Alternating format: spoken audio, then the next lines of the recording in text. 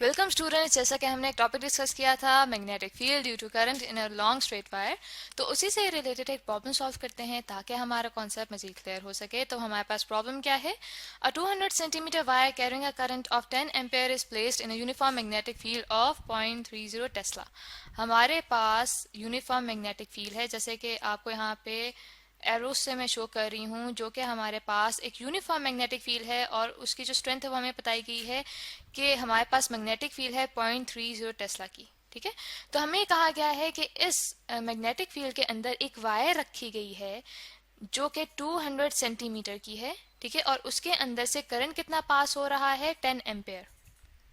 तो आगे हमें ये बताया गया है कि if the wire makes an angle of 40 degree with the direction of magnetic field, कि ये जो हमारे पास वायर है ये कितना एंगल बना रही है इस मैग्नेटिक फील्ड के साथ? 40 डिग्रीज का। ठीक है, तो यहाँ पे हम बना देते हैं, ये हमारे पास थीटा है, थीटा यानी कि 40 डिग्री हमारे पास एंगल है जो कि ये वायर इस मैग्नेटिक फील्ड के साथ बना रही है, और इसकी लेंथ जो है उसे हम डिनोट कर देते हैं एल से।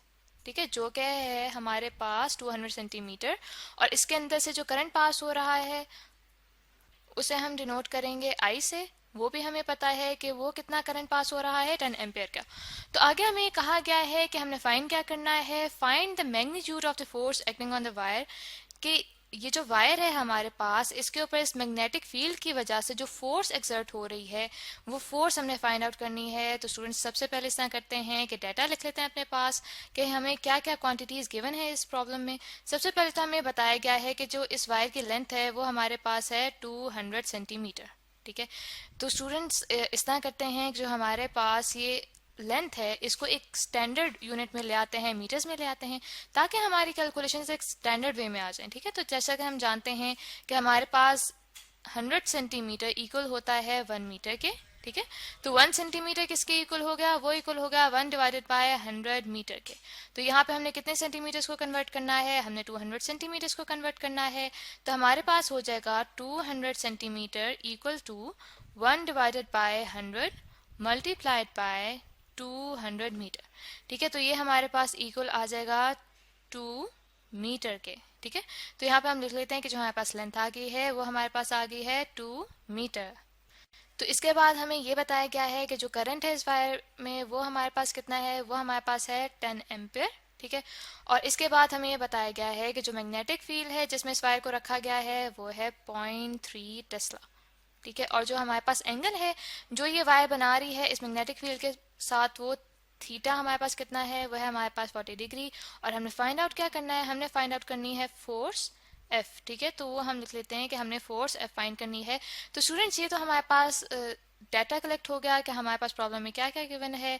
तो अब इस तरह करते हैं कि सोल्यूशन स्टार्ट करते हैं। तो जैसा कि हमें जानते हैं कि हमारे पास जो फोर्स वायर पर लग रही होती है मैग्नेटिक फील्ड की वजह से, उसका हमारे पास फॉर्मूला होता है F equals to I into cross product of length of the wire, ठीक है, एंड मैग्नेटिक फील्ड बी। ठीक है, मैग्नेटिक फील्ड बी और जो हमारे पास वायर है उसकी लेंथ के क्रॉस प्रोडक्ट के इक्वल होता है हमारे पास फोर्स, जो कि फर्दर हमारे पास करंट से भी मल्टीप्लाई हो रहा होता है।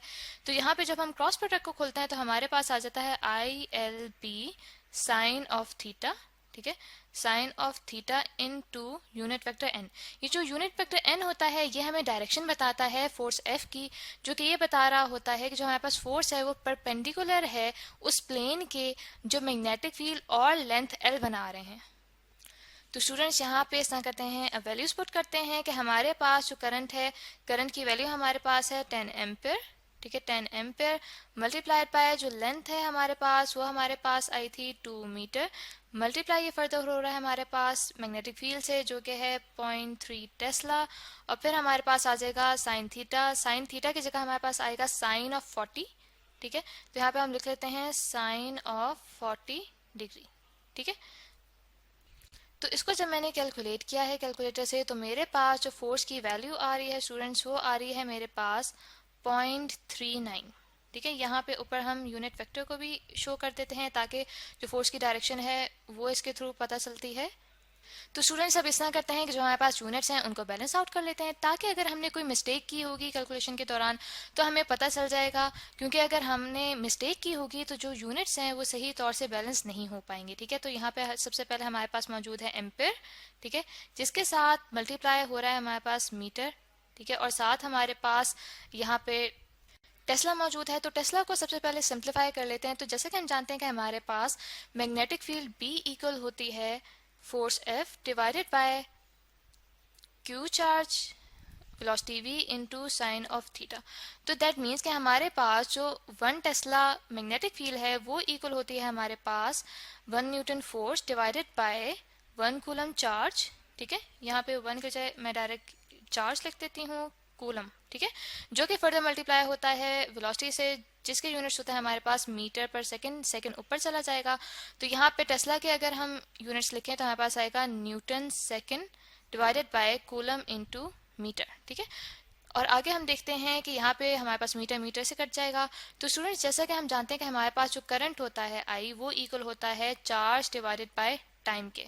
ठीक है, तो दैट मीन्स कि हमारे पास 1 कूलम जो है, ठीक है, अगर हम यहाँ से देखें जो चार्ज क्यू है वो इक्वल हो जाएगा आई और टी के प्रोडक्ट के इक्वल। तो हमारे पास 1 कूलम इक्वल हो जाएगा 1 एम्पेयर इंटू 1 सेकेंड के।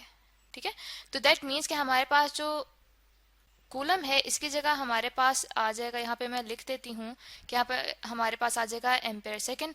तो एम्पेयर एम्पेयर से कट जाएगा और सेकंड सेकंड से कट जाएगा। तो दैट मीन्स कि हमारे पास जो फोर्स के यूनिट्स आए हैं स्टूडेंट्स वो बिल्कुल ठीक आए हैं, क्योंकि फोर्स के यूनिट्स होते हैं न्यूटन। तो दैट मीन्स कि हमने कोई गलती यहाँ पे नहीं की है, और हमारी जो कैलकुलेशंस हैं उनके थ्रू जो हमारे पास फोर्स आई है उस वायर पे लगने वाली वो आई है हमारे पास 0.39 न्यूटन। तो आई होप स्टूडेंट्स कि आपको ये प्रॉब्लम अच्छे से समझ आ गया होगा कि कैसे हमने एक वायर पे किसी मैग्नेटिक फील्ड की वजह से लगने वाली फोर्स को कैलकुलेट किया है।